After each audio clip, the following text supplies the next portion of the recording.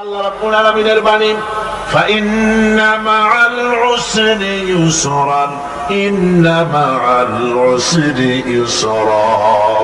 আল্লাহ পাক বলেন জেনে রাখো, দুঃখ এবং কষ্টের সাথে রয়েছে সুযোগ আর সুবিধা, আর অসচ্ছলতার সাথে রয়েছে উদার সচ্ছলতা। জোরে কোন সুবহানাল্লাহ। কাজে ভয় পাওয়ার কারণ নাই, হতাশ হওয়ার কারণ নাই। মন আশায় বুক বেঁধে রাখো। গুনাহ করেছো, হতাশ হয়েও না। যুবকদের গুনাহ করা স্বাভাবিক। ইউনিভার্সিটির ছাত্র, কলেজের ছাত্র, প্রফেসর, শিক্ষক, অফিসার ঘুষ খেয়েছেন, জিনা করা হয়েছে, মদ খাওয়া হয়েছে, মিথ্যা কথা বলা হয়েছে। যাই কিছু করেন না কেন, ভয় পাওয়ার কারণ নাই, নিরাশ হওয়ার কোনো দরকার নাই। আল্লাহ পাক দেখে বলেছেন, কুল ইয়া ইবাদিয়াল্লাযীনা আসরাফু আলা আনফুসিহিম লা তাকনাতু মির রাহমাতিল্লাহ। আরে আমার আল্লাহর মতো এত ভালো আর কেউ আছে? এত দরদ আর কারো আছে? আমার আল্লাহ বলেন, ও নবী আপনি শুনায় দেন, হে আল্লাহর বান্দারা, তোমরা যারা নিজেদের উপরে বাড়াবাড়ি করেছো, নিজেদের উপরে জুলুম করেছো, অত্যাচার করেছো, আমি আল্লাহর রহমত থেকে নিরাশ হয়ে যেও না। মানুষ যদি অপরাধ করে, বাপের সাথে অপরাধ করেছে, মায়ের সাথে অপরাধ করেছে, মা বাবা সন্তানের চাইতে এত বড় কল্যাণকামী তো আর কেউ নাই, কিন্তু মা বাবা কোনদিন বলে না আয় আমার ছেলে তোরে মাফ করে দেই, এরকম বলে নাকি? মন চায় ছেলে যদি মাফ চাইতো, খুশি হয়ে মাফ করে দিতাম, কিন্তু কেন যে আসে না, ডাকে না যে আয় মাফ করে দেই। মা বাপ আপনাকে এত ভালোবাসে, সেই মা বাপও আপনাকে বলে না যে আয় মাফ করে দেই। আমার আল্লাহ হচ্ছেন এমন আল্লাহ, আল্লাহ রাব্বুল আলামিন ডাকেন, এ বান্দা খুন করেছিস ফিরে আয়, জিনা করেছিস ফিরে আয়, হত্যা করেছিস ফিরে আয়, চুরি করেছিস ফিরে আয়, কুফরি করেছিস ফিরে আয়, সুদ খেয়েছিস, ঘুষ খেয়েছিস, মদ খেয়েছিস ফিরে আয়, এসে আমার দরবারে চোখের পানি ফেল, আমার দরবারে কাঁদাকাটি কর। ইন্নাল্লাহা ইয়াগফিরুয যুনুবা জামিআ ইন্নাহু হুয়াল গফুরুর রহিম। আমার দরবারে চোখের পানি ফেলে কাঁদ, আমি রব্বুল আলামিন জিন্দেগীর গুনাহ মাফ করে দেব। সুবহানাল্লাহ কর, সুবহানাল্লাহ কর। আমার কাছে কাঁদ, চোখের পানি ঢাল। আল্লাহ রাব্বুল আলামিনের কাছে বান্দার দুইটা ফোঁটা বেশি প্রিয়। একটা হলো জিহাদের ময়দানে যে রক্ত ফোঁটা দেওয়া হয়, এটা আল্লাহর কাছে প্রিয়। আর আল্লাহর ভয়তে গুনার জন্য লজ্জা করে, অনুশোচনা করে বান্দা যখন চোখের পানি ছেড়ে দেয়, আল্লাহর কাছে এটা অত্যন্ত প্রিয়। নবীজি বলেছেন, বান্দা যখন গুনার ভয়তে, আল্লাহর ভয়তে, জাহান্নামের ভয়তে অনুশোচনা করে যখন চোখ দিয়া পানি ছেড়ে দেয়, ওই চোখের পানি নাকের অর্ধেক আসতে না আসতে আল্লাহ রাব্বুল আলামিন বান্দারে মাফ করে দেয়। আল্লাহ বরদাস্ত করতে পারেন না যে বান্দা কান্দে। আমার ভাইরা, আল্লাহ রহমত, এই পৃথিবীতে আল্লাহ রহমতকে 100 ভাগ করা হয়েছে। আল্লাহ রহমতের কত ভাগ? এই 100 ভাগের 1 ভাগ সারা পৃথিবীতে ছড়াই দেওয়া হয়েছে। আর 99 ভাগ কার কাছে? আল্লাহর কাছে।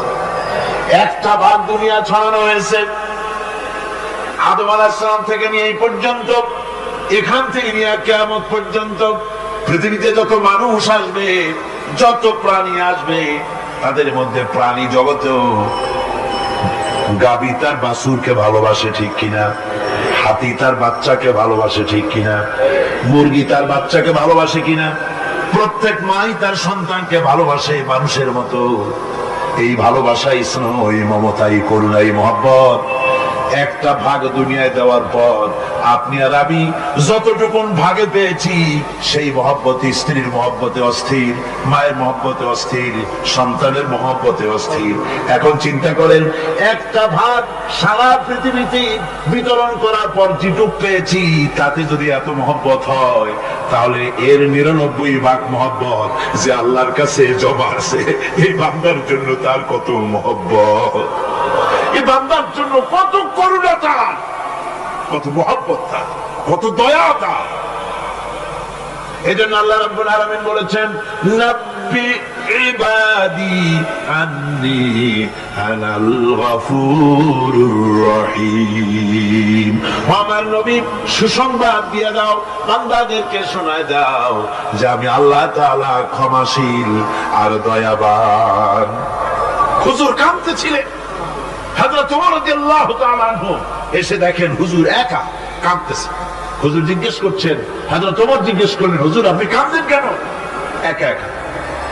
হযরত ওমর বলেন, আমি যখন প্রশ্ন করলাম নবীজি বললেন, আমার কাছে কিছু আগে জিবরাইল এসেছিলেন, জিবরাইল এসে আমাকে বললেন আল্লাহ পাক বলেছেন, হে আমার নবী, ইসলামের ভিতরে থেকে যে সমস্ত মানুষগুলো ইসলামের ভিতরে থেকে চুল আর দাড়ি পাকায় দিছে, কিয়ামতের দিন এই লোকগুলারে আমি শাস্তি দিতে আমার শরম হবে। হযরত ওমর বলেন, হুজুর উম্মতের জন্য কত বড় খুশ খবর এটা, আর আপনি কাঁদতেছেন। হুজুর বলেন, ওমর তুমি জানো না আমার কান্নার কারণ ভিন্ন। আমার কান্নার কারণ হলো যে আল্লাহ রাব্বুল আলামিন কিয়ামতের দিন দাড়ি চুল পাকা বান্দারে শাস্তি দিতে শরম করবেন। সেই দাড়ি চুল পাকা বান্দাগুলি আল্লাহর সাথে নাফরমানি করতে শরম করে না। আমি এই লজ্জায় কাঁদতেছি।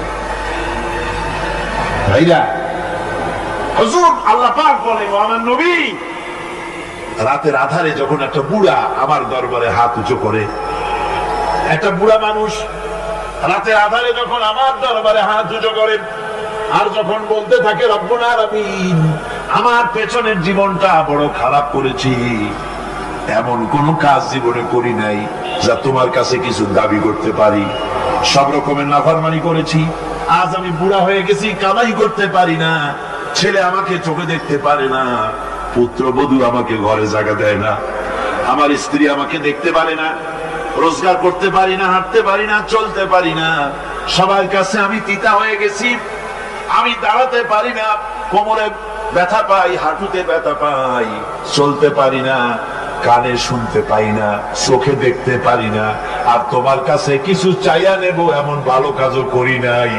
এইভাবে যখন বান্দা কাঁদতে থাকে আমার দরবারে, ও আমার হাবিব আমার রহমতের দরিয়ায় জোশ মেরে যায়, আমার শরম হয় এই বুড়াটারে কেমনে খালি হাতে ফিরাইয়া দেই। সুবহানাল্লাহ, সুবহানাল্লাহ। আমার আল্লাহর এত দয়া, আমার আল্লাহর এত মায়া, এত মহব্বত। আমার আল্লাহ রাব্বুল আলামিন বলেন, وَإِذَا سَأَلَكَ عِبَادِي عَنِّي فَإِنِّي قَرِيبٌ। আমার হাবিব, আমার বান্দা আমার ব্যাপারে প্রশ্ন করে, আমি বান্দার একদম নিকটে। কোরআন শরীফের ভিতরে যত জায়গায় রাসূলকে বলা হয়েছে সুয়ালের কথা, আপনাকে প্রশ্ন করা হয়, আল্লাহ তার জবাব কুল এই কথা বলে জবাব দিয়েছেন। যত জায়গায় সুয়াল এসেছে, যেমন কোরআনে কারীমের মধ্যে আল্লাহ পাক বলেন, ওয়ায়াসআলুনাকা আনিল মাহিদ, মেয়েদের হায়েজ সম্পর্কে জিজ্ঞাসা করা হয়, কুল হিয়া আযা, হে নবী আপনি বলুন। এভাবে করে কুল দিয়ে জবাব দেওয়া হচ্ছে। আবার প্রশ্ন করা হচ্ছে, ইয়াসআলুনাকা আনিল আনফাল, এই গনিমতের মাল সম্পর্কে হুজুর আপনাকে, হে নবী আপনাকে প্রশ্ন করা হয়। আল্লাহ কুল দিয়া জবাব দিলেন, আল্লাহ বলেন আপনি বলেন। ওয়ায়াসআলুনাকা আনিল খামরি ওয়াল মাইসির, আল্লাহ পাক বলেন নবী আপনারে প্রশ্ন করা হয়, কুল ফীহিমা ইসমুন কাবীর, আল্লাহ কুল দিয়া বললেন তুমি বলো। আবার বলা হলো, ওয়ায়াসআলুনাকা আনিল আহিল্লা, কুল হিয়া মাওয়াকিতু লিন্নাস। ও নবী, আপনাকে প্রশ্ন করা হয় চাঁদের ক্রমবর্ধমান এবং ক্রমহ্রাস, এই যে বাড়ে আর কমে, পূর্ণিমা হয় অমাবস্যা হয়, কেন হয়? আপনি বলুন, কুল, আপনি বলেন, এটা আমি অর্থ এবং সময়, বছর আর দিন গণনা করার জন্য পৃথিবীবাসীদের জন্য বিনা পয়সায় একটা ক্যালেন্ডার বানাইয়া আকাশে ঝুলাই রেখেছি। এভাবে যত জায়গায় এসেছে আপনাকে প্রশ্ন করা হয়, তত জায়গায় আল্লাহ জবাব দিয়েছেন, কোন আপনি বলেন। গোটা কোরআন শরীফের ভিতরে এই একটি মাত্র জায়গা যেখানে বলা হয়েছে আপনাকে প্রশ্ন করা হয়। আল্লাহ এখানে বলতে পারতেন, কুল, আপনি বলেন, আল্লাহ তোমাদের নিকটবর্তী, এভাবে জবাব হয় না। এটা কায়দাটা হলো এই, আল্লাহ বলতেছেন, ওয়াইজা সালাকা ইবাদি, ও আমার নবী, প্রশ্ন তো আমার বান্দারা আমার ব্যাপারে করেছে, এবার আপনার জবাবের কোনো দরকার নাই। প্রশ্ন আমার ব্যাপারে, আমি নিজে জবাব দিয়ে দেই, ফা ইন্নী কারীব। ও বান্দা, আমার ব্যাপারে প্রশ্ন করেছিস, জবাব আমি দেই, আমি তোর সবচাইতে বেশি নিকটে। সুবহানাল্লাহ। কত নিকটে? وَنَحْنُ أَقْرَبُ إِلَيْهِ مِنْ حَبْلِ الْوَرِيدِ। তোর যে রগ, এই শাহরগের চাইতেও আমি তোর বেশি কাছে। সুবহানাল্লাহ। আমারে ডাক, আমারে ডাক, কলিজা দিয়ে ডাক, অন্তর দিয়ে ডাক। মনের থেকে মানুষ যদি ডাকে, মুখের ডাক আর মনের ডাক এক জিনিস নয়। দিল সে জুবাত নিকলতি হ্যায়, असर रखती है पर नहीं मगर ताकते परवाज रखती है। দিল থেকে যে কথা বেরোয় তা প্রভাব বিস্তার করে, ডানা নাই কিন্তু ওড়ার ক্ষমতা রাখে। মনের কথাই ভিন্ন। মন থেকে, দিল থেকে, কলিজা থেকে, অন্তরের গভীর কন্দর থেকে মুহাব্বতের সাথে কেউ যদি একবার বলে আল্লাহ, বলেন আল্লাহ, আল্লাহ, আল্লাহ, আল্লাহ রাব্বুল আলামিন বলেন, অন্তরের অন্তঃস্থল থেকে একটি বার যদি বান্দা বলেন আল্লাহ, আল্লাহ বলেন 70 বার সাড়া দিয়া জিজ্ঞেস করি, বান্দা কি চাও, আমি তোমার কাছে আছি। সুবহানাল্লাহ। আমি তোর একদম কাছে, কি চাস বল, বল আমার কাছে। এমন দয়াবান, এমন মেহেরবান, এমন আল্লাহ আমাদের। সে আল্লাহ রাব্বুল আলামিন, তিনি বলছেন, وقال ربكم ادعوني استجب لكم। তোমাদের রব বলেছেন, আমারে ডাকো, আমি আল্লাহ ডাকের সাড়া দিয়া দেব। সুবহানাল্লাহ। কারে ডাকতে হবে? কারে ডাকতে হবে? এই বিশাল জনসমুদ্র একদিকে চিল্লায় কোন কারে ডাকতে হবে? কোন পীর সাহেবকে নয়, আল্লাহর কসম কোন খাজা বাবাকে নয়, ডাকতে হবে কারে? চিল্লায় কোন কারে? وقال ربكم ادعوني, তোমার রব তোমাকে বলতেছে আমারে ডাকো, আস্তাজিব লাকুম, আমারে ডাকবে আমি সাড়া দিয়ে দেব। সুবহানাল্লাহ। আল্লাহকে ডাকেন, কি চাই আপনার বলেন, কি চাই? আল্লাহর কাছে চান, আল্লাহ দিয়ে দিবেন। দেওয়ার জায়গা আল্লাহর কাছে চাইবেন, আল্লাহ দিবেন। দেওয়ার জায়গা, চাওয়ার জায়গা হলো সেজদায় পড়ে যাবেন। আমার ভাইয়েরা, জায়গাটা চিনায় দিলাম। মাজারে যাওয়া লাগবে না, কবরে যাওয়া লাগবে না। 2 রাকাত নামাজ পড়ে সেজদায় পড়ে গিয়া যত বিপদ আছে, মুসিবত আছে, সেজদার মধ্যে চোখের পানি ছেড়ে দেন আর কেন্দে কেন্দে জীবনের কথা বলেন। আল্লাহ রাব্বুল আলামিন আপনার আওয়াজ শুনবেন আর দোয়া কবুল করে নিবেন।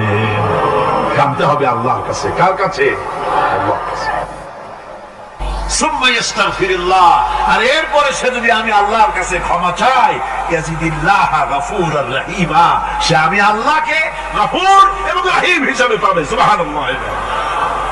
আল্লাহকে গফুর এবং রহিম হিসাবে পাওয়া যাবে। সব আল্লাহকে বলতে হবে, গুনাহ মাফ চাইতে হবে।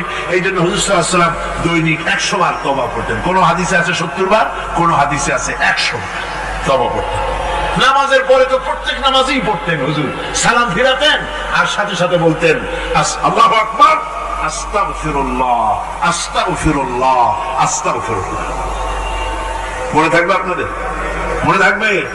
সালাম ফিরে কি বলবেন? না, সালাম ফিরে আবার সাথে সাথে বলবেন আল্লাহু আকবার, তারপরে পড়বেন আস্তাগফিরুল্লাহ, আস্তাগফিরুল্লাহ, আস্তাগফিরুল্লাহ।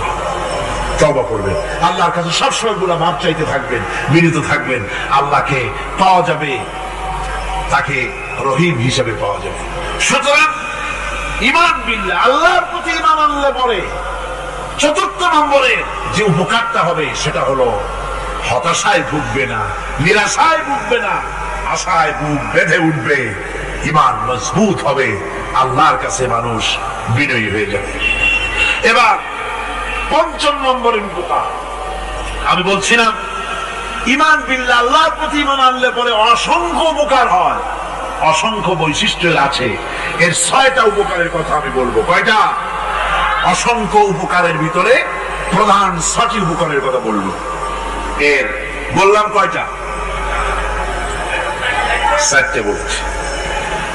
এবার বলো পঞ্চম উপকারের কথা। আল্লাহর প্রতি আপনি পূর্ব পশ্চিমে কতবার মুখ ঘোরালেন, এটাই কিন্তু আপনার আসল সৎ কাজ নয়। আসল সৎ কাজ হলো আল্লাহর প্রতি ঈমান আনা। এই ঈমানের ব্যাপারে 3টা দিন আমরা পার করে দিলাম, এখনো কথা শেষ হয় নাই। আল্লাহর প্রতি ঈমান আনলে পরে যে উপকারটা হবে পঞ্চম নম্বরে, সেটা হলো কঠোর এবং কঠিন বিপদের ভিতরে বান্দার ভিতরে অবিচলতা এবং ধৈর্যের সৃষ্টি হয়ে যাবে। আলহামদুলিল্লাহ। কঠিন বিপদ মুসিবত আসলে পরে সে অবিচল থাকবে। সারা দুনিয়ার বিপদ আপদ, শত্রুতা, দুঃখ, কষ্ট, মুসিবত, জুলুম, নির্যাতন সবকিছু পাহাড়ের মতো উঁচু হয়ে তাকে ঘিরে ফেলবে, কিন্তু তাকে এক চুলও নাড়াতে পারবে না। আলহামদুলিল্লাহ। সারা পৃথিবী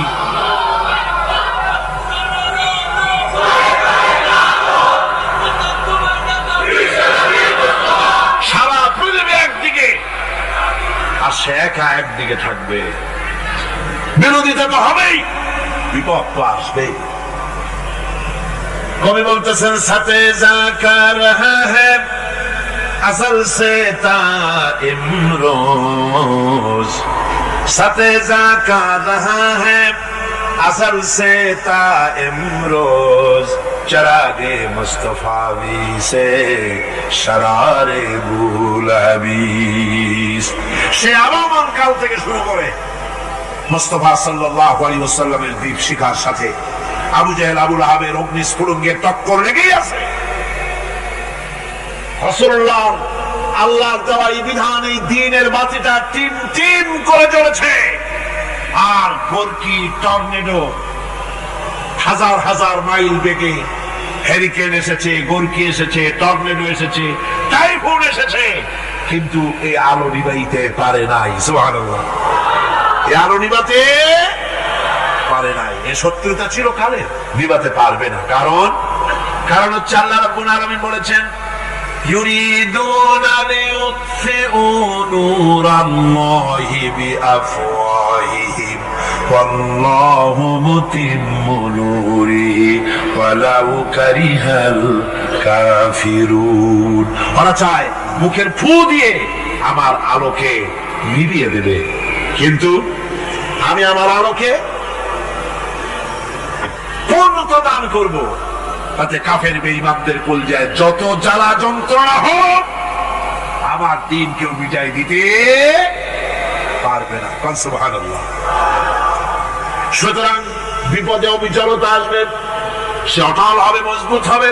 কোরআনে কারীম বলতেছে, ওয়া কাযালিকা জাআলনা লিকুল্লি নাবিয়্যিন আদুওয়াম মিনাল মুজরিমিন।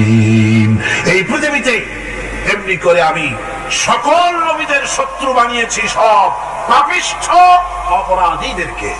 নবীদের সাথে বিরোধিতা করেছে কারা? পাপিষ্ঠরা, অপরাধীরা। আজও খুঁজে দেখেন আজও ইসলামী আন্দোলনের বিরোধিতা যারা করে সবগুলি কি পাপিষ্ঠ? সত্য কিনা কর? ইসলামী আন্দোলনের বিরোধিতা যারা করে হিসাব করে, চোখ দিয়ে তাকায় দেখেন, খুঁজে দেখেন তাদের নামগুলি।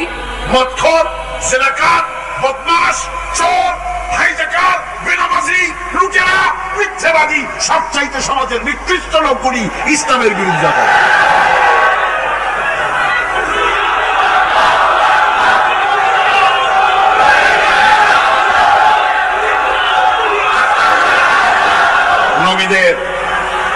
নবীদের শত্রু আল্লাহ বলেন সব যুগে নবীদের সাথে শত্রুতা করেছে পাপিষ্ঠরা।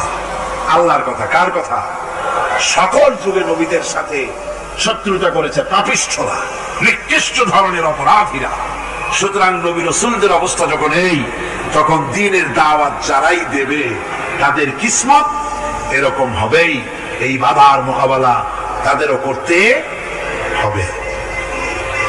এই যে বাধাটা আসে, এই যে মারে, অপরাধ কি? এই যে তারা চোর বা ডাকাত যাদের মারা হয়। আল্লাহ রাব্বুল আলামিন বলেন অপরাধ হলো ওয়ামা নাকামু মিনহুম ইল্লা আইয়ুমিনু বিল্লাহিল আজিজিল হামিদ। অপরাধ হচ্ছে ঈমানদার লোকদের উপর নির্যাতন চালিয়েছে, অন্য কোনো কারণে নয়। কারণ একটাই, তারা আল্লাহর জমিনে আল্লাহর দ্বীন প্রতিষ্ঠা করতে চেয়েছে, আর কোন অপরাধ না। জমিন আল্লাহর, জমিন কার? এই বিশাল জনসমুদ্র গর্জে উঠুন এক চোখে, বলুন জমিন কার? আইন চলবে কার? এখানেই সংঘর্ষ বেঁধেছে আবহমান কাল ধরে।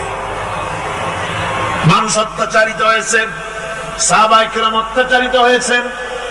বুখারী শরীফের হাদিসে এসেছে রাসূল করিম সাল্লাল্লাহু আলাইহি ওয়াসাল্লামের কাছে হযরতে খাব্বাব গিয়ে উপস্থিত হয়েছিলেন।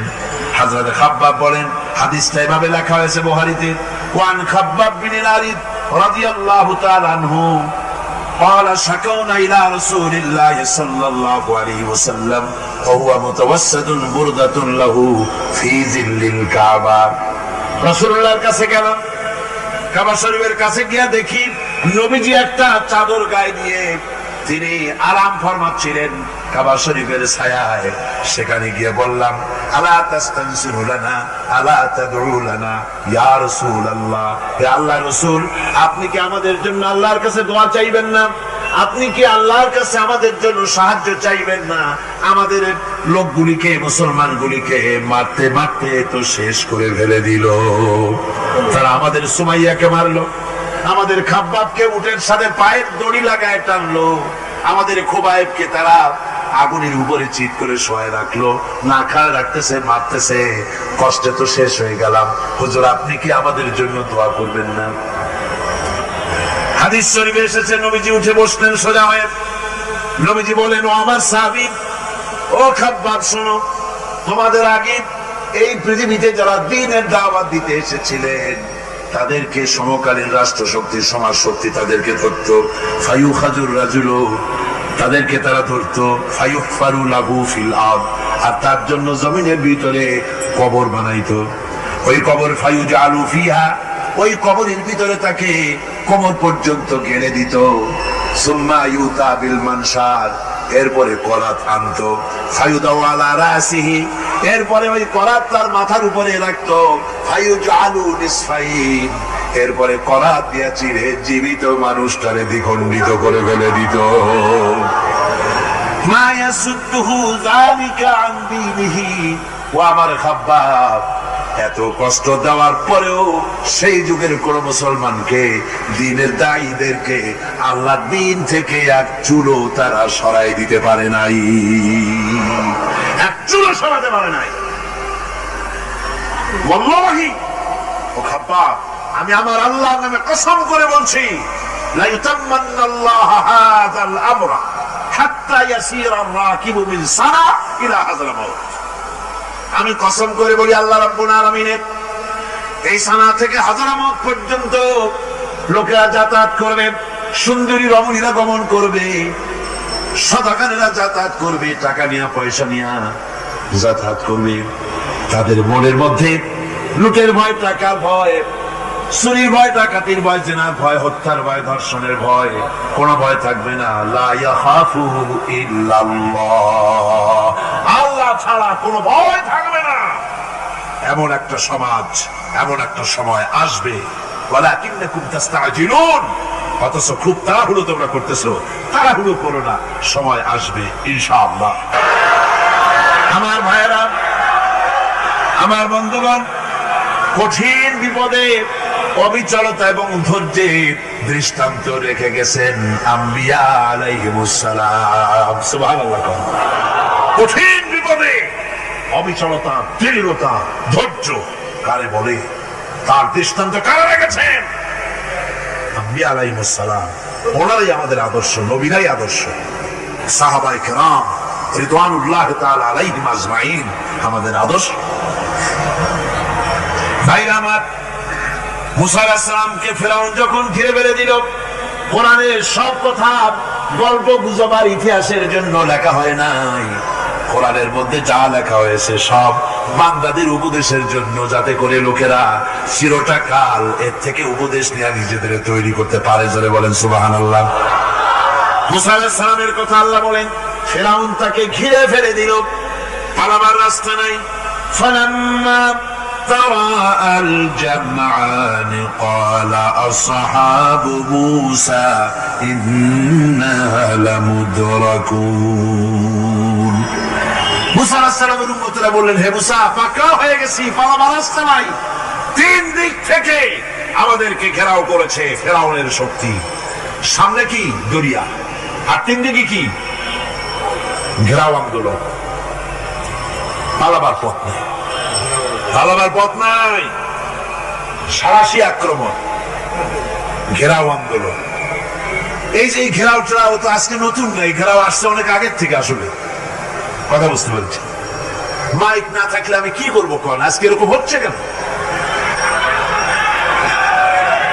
আগামীকাল ঠিক হবে ইনশাআল্লাহ, রাগ করেন না। গান হচ্ছে, বসেন বসেন। শয়তান ঢুকছে মাইকের মধ্যে। অনেক সময় হয় কি, মাইকের হাই পাওয়ারের যে মেশিন আছে, এর ভিতরে ইথার থেকে রেডিওর ওই গানগুলি ওর মধ্যে ঢুকে পড়ে। কথা বুঝতে পেরেছেন? এই জন্য শয়তান তো আর বসে থাকে না, ওরও তো কিছু করার আছে।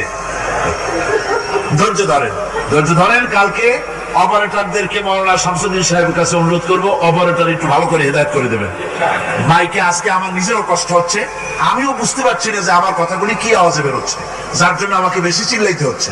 বক্তাকে কি লাউডে তার কথা বেরোচ্ছে তা তার কানে আসতে হয়, তাহলে বোঝা যায় যে আমার কথাগুলি কিভাবে বেরোচ্ছে। এটা এই অবস্থায় সিচুয়েশন আজকে নাই, এবং লোকেরাও মাইকের ব্যাপারে আজকে অভিযোগ করেছে, যা বিগত 16 বছরে করে নাই। সেটের ব্যাপারে কোথাও কোনো অসুবিধা হয়েছে? মাইকটা ভালো, এবং মাইক যারা দেন প্রতি বছর খেদমত করে, আল্লাহ তাদের প্রতি রহম করুন। সবাই বলেন আমিন। এদেরকে রাগ করে পথে পাই আবার মারধর করেন না। সিলেটের যে তাফসীর মাহফিল হয়, বিগত 19 বছর তাফসীর করেছি একটানা, এবার 20 বছর পুরো হবে ইনশাআল্লাহ। সিলেটে একটানা 20 বছর তাফসীর করতেছি সেখানে। তো মাইক, একটা লোক বিনা পয়সা মাইক দেয়, মাইকের ভাড়া সে নেয় না। তাফসীরের মাহফিলের মাইকের ভাড়া নেয় না। সে বছর এরশাদ সরকার আমাকে প্লেন থেকে নামতে দিল না, আপনাদের মনে আছে? সিলেট থেকে ফিরাই দিল।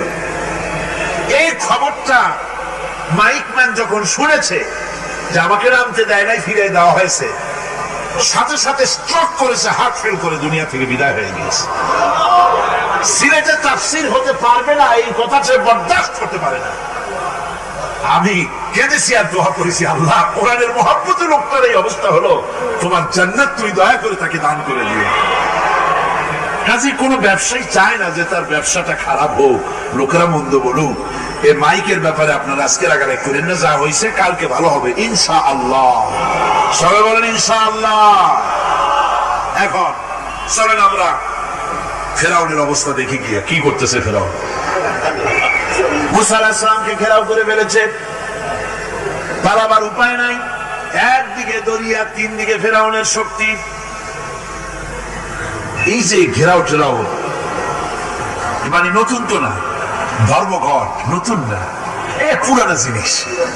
এই পৃথিবীতে সর্বপ্রথম ধর্মঘট কিসের উপরে হয়েছে জানেন? এই পৃথিবীর প্রথম ধর্মঘট হয়েছে পেঁয়াজ রসুন আর ডাইলের উপরে।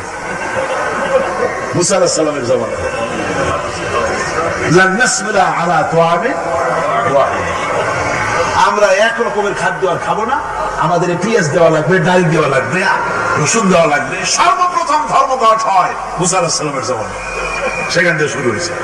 কিন্তু মশাল মিছিল যে আসলো কই থেকে এইটা আমি খুঁজে পাইনি। পরে প্রত্যেকটা জিনিসের ইতিহাস আছে, আমি খুঁজতে খুঁজতে পেলাম। আমি জানি না এর ইতিহাস মূলে কোথায়, কিন্তু আমি যতদূর খুঁজে পাইছি সেটা হলো মশাল মিছিলের আবিষ্কার হয়েছে লঙ্কায় রাবণের সময়। হনুমানের লেজে আগুন দিয়া তারপরে লঙ্কা কাণ্ড ঘষালো, নামই আছে লঙ্কা কাণ্ড। হনুমানেরা লেজে আগুন দিয়ে রাবণ যে লঙ্কায় মশাল মিছিল করেছিল হনুমানকে দিয়া, ওই হনুমানের ওই সিস্টেমটা এখনো আমাদের দেশে চালু আছে। এইটা আসলে কোন ভদ্র লোকের এই মিছিল হওয়া উচিত না। আগুন নিয়ে কিসের মিছিল? আগুন হলো জাহান্নামের প্রতীক। আগুন কিসের প্রতীক? জাহান্নামের প্রতীক। যদিও আমাদের উপকারে লাগে, কাজে লাগে। সুতরাং আমরা যা করব প্রত্যেকটা জিনিসের পেছনে সুন্নতে নববীর কোনো না কিছু থাকতে হবে। কথা বুঝতে পেরেছেন? তিন দিক থেকে ঘেরাও হয়ে গেছে, পালাবার কোন রাস্তা। হযরতে মুসা আলাইহিস সালামের কাছে উম্মতরা বললেন, পালাবার তো কোনো পথ নাই, এখন উপায়টা কি? আমাদের তো আর উপায় নাই। মুসা আলাইহিস সালাম দেখেন বিপদে পড়ে গেছেন, কিন্তু ধৈর্য হারান নাই, ভয় পান নাই। ভয় পাইছিলেন? ভয় পেয়েছেন? প্রশ্নই ওঠে না। মুসা আলাইহিস সালাম আল্লাহ পাক যাদেরকে বলেছেন উলুল আযম রাসূল, যাদের বলেছেন তার মধ্যে হযরত মুসা একজন উলুল আযম পয়গম্বর। চারটিখানি কথা না, আল্লাহ কথা বলছেন তার সাথে, কালিমুল্লাহ তিনি। সুবহানাল্লাহ। মুসা আলাইহিস সালাম শুনালেন, কাল্লা ইন্না মাইয়া রাব্বি সায়াহদিন। কখনো নয়, আমার উম্মতেরা ভয় পেও না, আমার রব অবশ্যই আমাকে পথ দেখাবে। সুবহানাল্লাহ। তিন দিক থেকে শত্রু, একদিকে দরিয়া, পালাবার কোন রাস্তা নাই। সেখানে দৃঢ়তার সাথে তিনি বলছেন, অবশ্যই আমার আল্লাহ আমাদের পথ দেখাবে। সুবহানাল্লাহ। নবীরা এই দৃঢ়তা দেখিয়েছেন, অবিচলতা দেখাইছেন। আল্লাহ পাক মুসা আলাইহিস সালাম যখন এই দৃঢ়তা দেখালেন, এই অবিচলতা দেখালেন, সঙ্গে সঙ্গে জিবরাইল এসে হাজির হয়ে গেলেন। আল্লাহ পাক বলেন, ফাআওহাইনা ইলা মূসা আন আদরিব বিআসাকাল বাহরা ফানফালাকা ফাকানা কুল্লু ফিরকিন কাত্তাউদিল আযীম। মুসা আলাইহিস সালামকে আমি ওহী নাযিল করলাম, তাকে বললাম হাতে যে লাঠি আছে এই লাঠি দিয়ে আঘাত করো দরিয়ার উপরে। দরিয়ার উপরে আঘাত করলেন, একটা রাস্তা হয় নাই, 12টা রাস্তা তৈরি হয়ে গেল।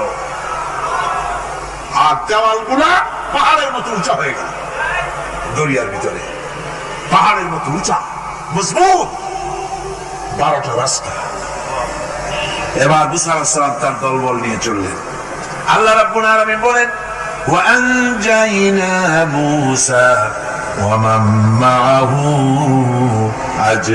আজমাইন। মুসা এবং তার সাথী সঙ্গীদেরকে আমি পার করে দিলাম। মুসা আলাইহিস সালাম এবং তার সাথী সঙ্গী নিয়ে যখন দরিয়ার মাঝখানে আসছে, ফেরাউন তার দলবল নিয়ে এসে গেছে। আসে দেখে নদীর মধ্যে রাস্তা। বাবা, মুক্ত কায়দা। ও মনে করছে ওর বাজারের তৈরি করা ডিস্ট্রিক্ট বোর্ডের রাস্তা। ওর লোকজন নিয়ে নেমে গেছে দরিয়ার ভিতরে। ও আসছে মাঝখানে, মুসা আলাইহিস সালাম চলে গেছেন ওপার, দরিয়া পার। মাঝখানে যখন এসে গেল, আল্লাহ রাব্বুল আলামিন পানিকে অর্ডার করলেন কোন। আল্লাহর তো বটন টেপা লাগে না, মুখ দিয়া কোনো হুকুম করা লাগে না, শুধু বলেন কোন। যে ব্যাপারে কোন বলেন ফায়াকুন, সাথে সাথে হয়ে যায়। আল্লাহ বললেন কোন, আর অমনি রাস্তা বন্ধ হয়ে গেল। এবার তুফান শুরু হয়েছে নদীতে, ঢেউয়ের উপরে ঢেউ, মওজুন কাল জিবাল, পাহাড়ের মতো উঁচু হয়ে হয়ে ঢেউ আসতেছে। দলবল ঘোড়া আর অস্ত্রপাতি যা ছিল সব মরে শেষ। এবার ফেরাউন একা উপরে ওঠে আর নিচে নামে, পানি খেতে খেতে পেটের কাম সারা, জনমের খাওয়া খাইছে পানি। এখন যান যা, বাঁচবার আর উপায় নাই, বাঁচবার আর উপায় নাই। ফেরাউন তার নিজের জীবন সম্পর্কে হতাশ হয়ে গেল। এবার ফেরাউন বলতেছে, আমানতু আন্নাহু লা ইলাহা ইল্লাল্লাযী আমানাত বিহি বানু ইসরাঈল। আমি ঈমান আনলাম, আমি ঈমান আনলাম আল্লাহ ছাড়া কোন ইলাহ নাই। ওই আল্লাহর উপর ঈমান আনলাম যে আল্লাহর উপরে ঈমান এনেছে বনি ইসরাঈলেরা। আল্লাহ যাতে ঠিক পায় যে কোন আল্লাহর উপর ঈমান আনছে। বনি ইসরাঈলের আল্লাহর উপর ঈমান আনলাম। আল্লাহ এই তো মুসলমান হয়ে গেছি, এরপরও আমার সুবাও কেন? আল্লাহ রাব্বুল আলামিন জবাবে বলেন, আল আন, এখন وقد عصيت قبل وكنت من المفسدين। এখনই মানার কথা বলছো, অথচ যুগের পর যুগ, বছরের পর বছর ধরে আমার মানুষের উপরে মন গড়া আইন চালাইছ, আমার পয়গম্বরের সাথে বেয়াদবি করেছ। আজ তোমাকে আমি ছাড়ছি না, তোমাকে আজকে ছেড়ে দেব না, আমি তোমাকে মারব। আর সমস্ত প্রাণীগুলিকে, স্থলচর প্রাণীগুলিকে আল্লাহ পাক অর্ডার দেয়া দিলেন, এই ফেরাউনের লাশকে ডুবাবি না, পচাবি না, খাবি না।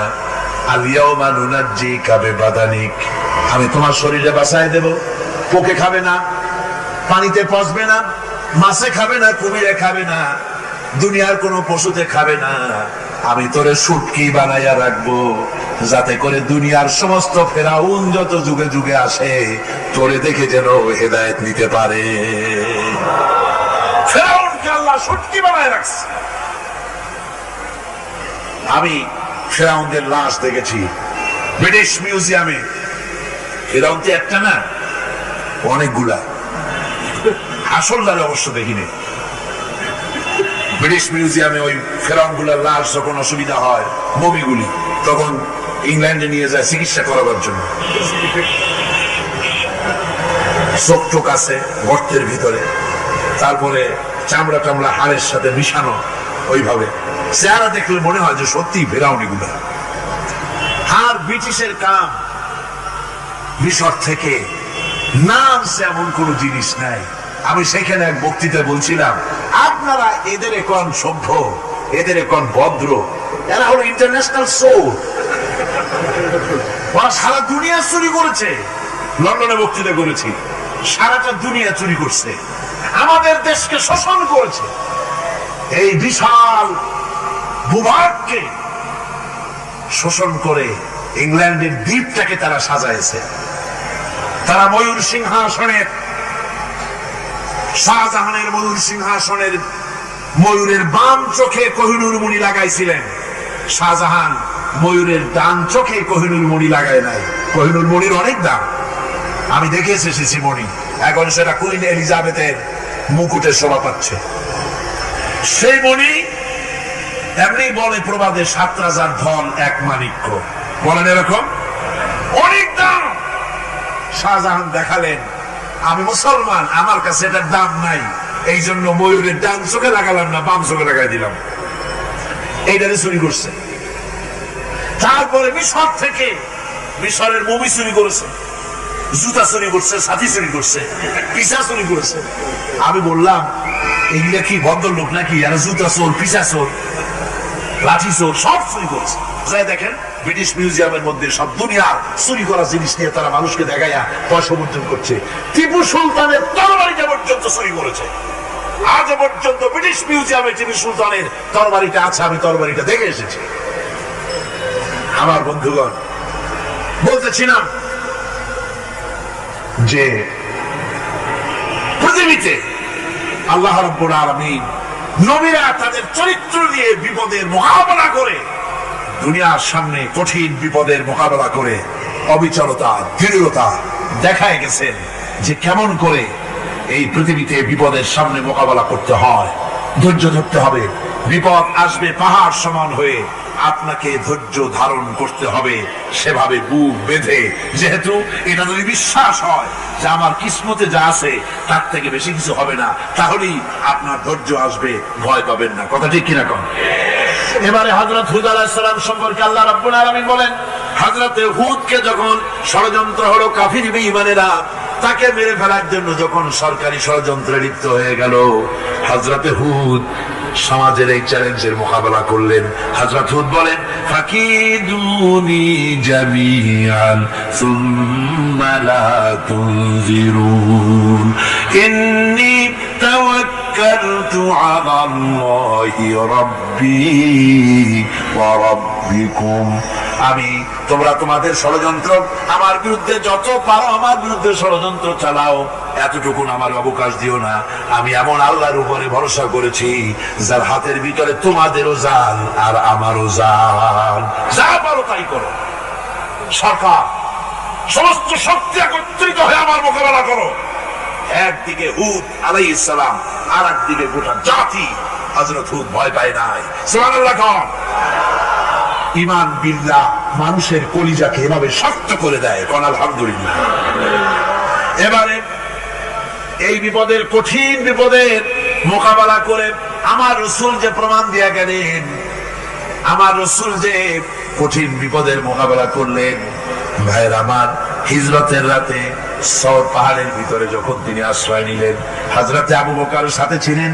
হযরতে আবু বকর রাদিয়াল্লাহু তাআলা বলেন, হুজুর আপনি দাঁড়ান, এটা তো পাহাড়িয়া গুহা, গুহার ভিতরে সাপ থাকতে পারে, বিচ্ছু থাকতে পারে, আমি আগে ঢুকি, বিপদ যদি হয় আমার উপর থেকে হয়ে যাক। গুহার ভিতরে নেমে গুহা সাফ করলেন। এরপরে হুজুরকে ডাকলেন, হুজুর তাশরীফ নিলেন গুহার ভিতরে। এরপরে হুজুর বললেন, আবু বকর পাহাড়ে হেঁটে হেঁটে 2-3টা পাহাড় পাড়ি দিয়া যাওয়া লাগে সোর পাহাড়ে। মদিনার সোজা রাস্তা হুজুর ধরেন নাই, মেসফালার পথ দিয়া জাবালে খেদোয়ার উপর দিয়া 3টা পাহাড় পাড়ি দিয়া তারপরে হুজুর গেলেন সোর পাহাড়ে। গুহার ভিতরে হুজুর তাশরীফ নিলেন। বললেন, আবু বকর তুমি বসো, তোমার উরুর উপরে মাথা রেখে আমি একটু আরাম করি। হযরতে আবু বকর বসলেন, হুজুর তার উরুর উপরে মাথা রেখে ঘুমায় গেলেন। আর এরপরে কাফির বেঈমানেরা তালাশ করতে করতে কাফেররা এসে গেল পায়ের চিহ্ন দেখে দেখে গর্তের কাছে। হযরত আবু বকর ভয়তে কেঁদে ফেললেন, আরে আর তো উপায় নাই, এবার তো ধরা পড়ে গেছি, এবার নবীজিকে মেরে ফেলে দেবে। নবীর মহব্বতে, নিজের মহব্বতে নয়, নবীর মহব্বতে কাঁদতেছিলেন। হুজুর বলেন, হুজুরের ঘুম ভেঙে গেল। বলল, আবু বকর কাঁদো কেন? ছেলের কথা, মেয়ের কথা, বিবির কথা, বাড়ির কথা মনে পড়লো নাকি? হযরত আবু বকর বলেন, ইয়া রাসূলুল্লাহ, আল্লাহর কসম করে বলি, যেদিন ঈমান এনেছি এই কলিজার ভিতরে মা বাপ, স্ত্রী, পুত্র, পরিজন, এমনকি আমার নিজের জীবনের চাইতে আপনারে বেশি ভালোবাসি। কাঁদো কেন? কাঁদো কেন? হযরত আবু বকর বলেন, হুজুর ধরা পড়ে গেছি, কাফেররা এসে গেছে, বক্তের কাছে টাকা দিয়ে আমাদের দেখতে পাবে, আমরা তো মাইনরিটি, ওরা তো মেজরিটি, আমরা তো ধরে মারি ফেলাই, আপনাকে মেরে ফেলে দেবে, এই জন্য কাঁদি। আল্লাহ রাব্বুল আলামিন হুজুর তখন কি দৃঢ়তা, কি অবিচলতা, কি ধৈর্যের পাহাড় সম মনোবৃত্তি তখন দেখালেন। আল্লাহ কোরআন শরীফে চিরকাল যাতে মানুষেরা হেদায়েত দিতে পারে সেজন্য হুজুরের কথা উঠায় দিলেন কোরআনে। আল্লাহ পাক বলেন, ইযহুমা ফিল গার ইয ইয়াকুলু লিসাহিবিহি লা তাহজান ইন্নাল্লাহা মা'ানা। ও বন্ধু, ভয় পেও না, আল্লাহ আমাদের সাথে আছেন। সুবহানাল্লাহ। আল্লাহ আমাদের সাথে আছেন। আমরা মাইনরিটি নই, আমরা মেজরিটি। আল্লাহ আছে আমার সাথে, ভয় পাওয়ার কোনো কারণ নাই। সুবহানাল্লাহ। আল্লাহ পাক বলেন, فأنزل الله سكينته عليه وأيده بجنود لم تروها আমি এদের অন্তরের ভিতরে আমি শান্তি নাজিল করে দিলাম, প্রশান্তি দিয়া দিলাম, আর আমি সাহায্য করলাম, আর এমন সব সৈন্য পাঠাই দিলাম যে সৈন্যগুলি তোমরা দেখতে পাও নাই। সুবহানাল্লাহ ওয়া বিহামদিহি।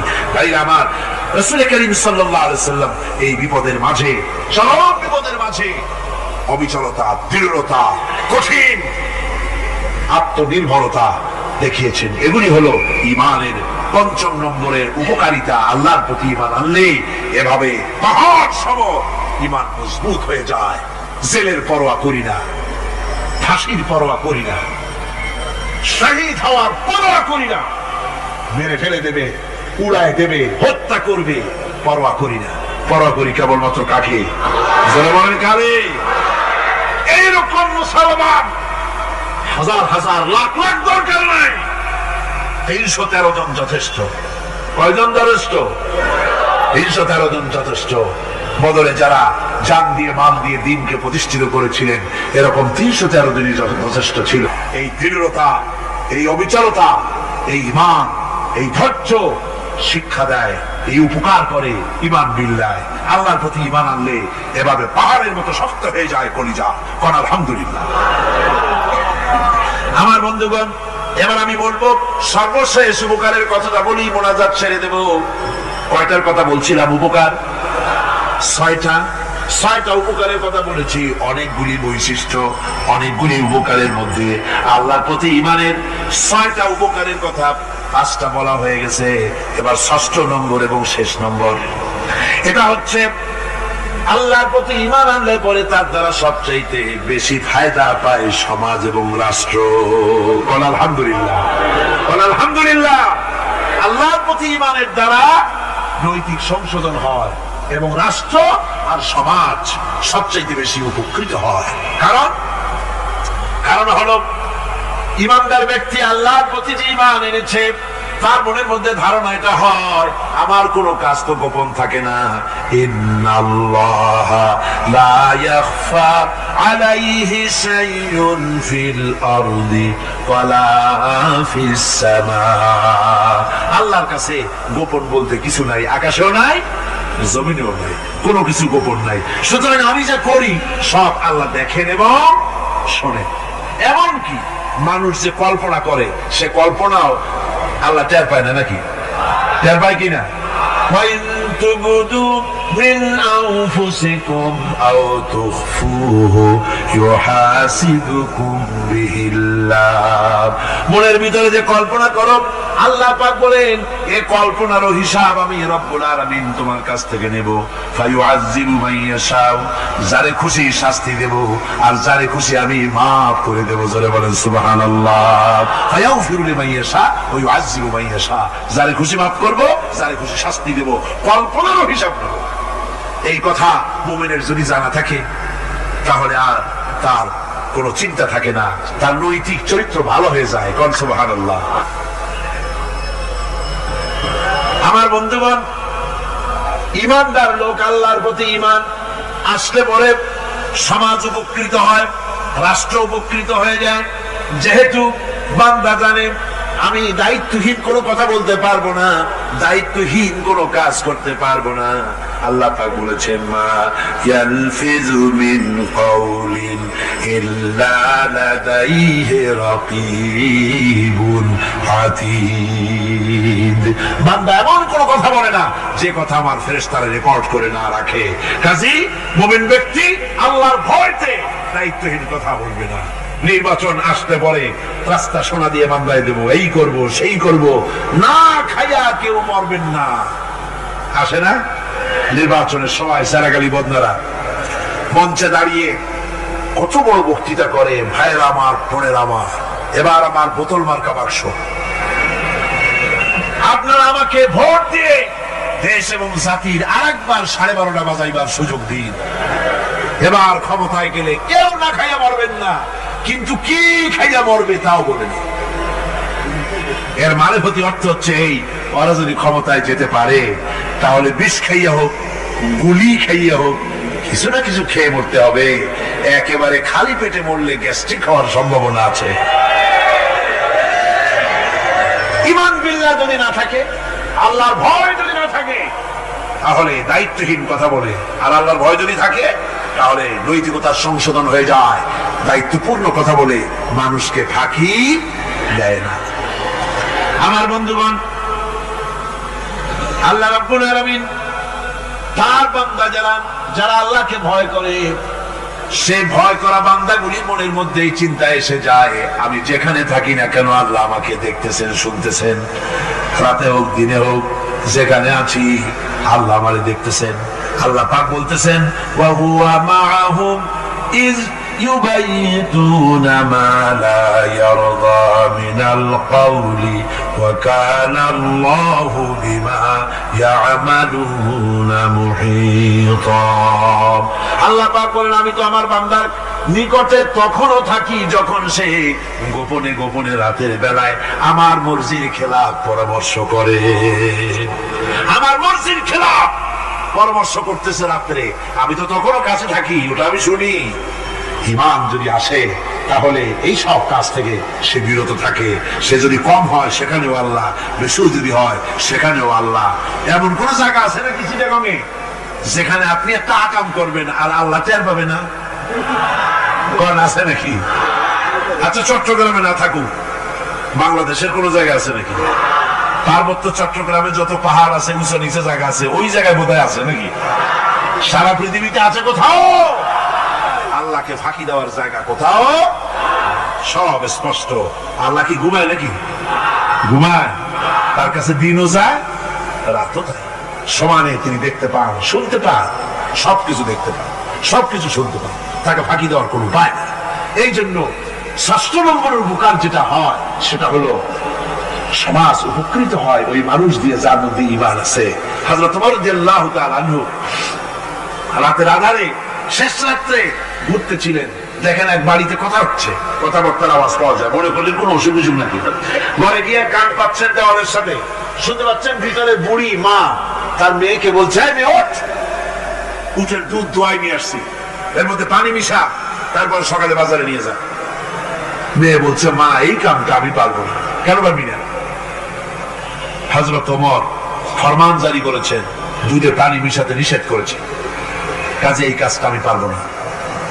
আরে বেটি, আমিরুল মুমিনিন দেখ এখন কোথায় যায়, ঘুমায় আছে। সে কি দেখতেছে নাকি যে পানি মিশাই নাকি মিশাই? মেয়ে বলতেছে, মা আমিরুল মুমিনিনকে ফাঁকি দেওয়া যেতে পারে, তার পুলিশ বাহিনীকে ফাঁকি দেওয়া যেতে পারে, কিন্তু আল্লাহ রাব্বুল আলামিনের চোখকে ফাঁকি দেওয়া যাবে না। হযরত ওমর এই কথা শুনে বাড়ি চলে গেলেন, আর নিজের ছেলেকে ডেকে বললেন, ছেলে আমার, অমুক জায়গায় একটা বাড়ি আছে, সেখানে একটা যুবতী মেয়ে আছে, ওই মেয়েটার বিয়ে হয়েছে কিনা শোনো, যদি বিবাহ না হয়ে থাকে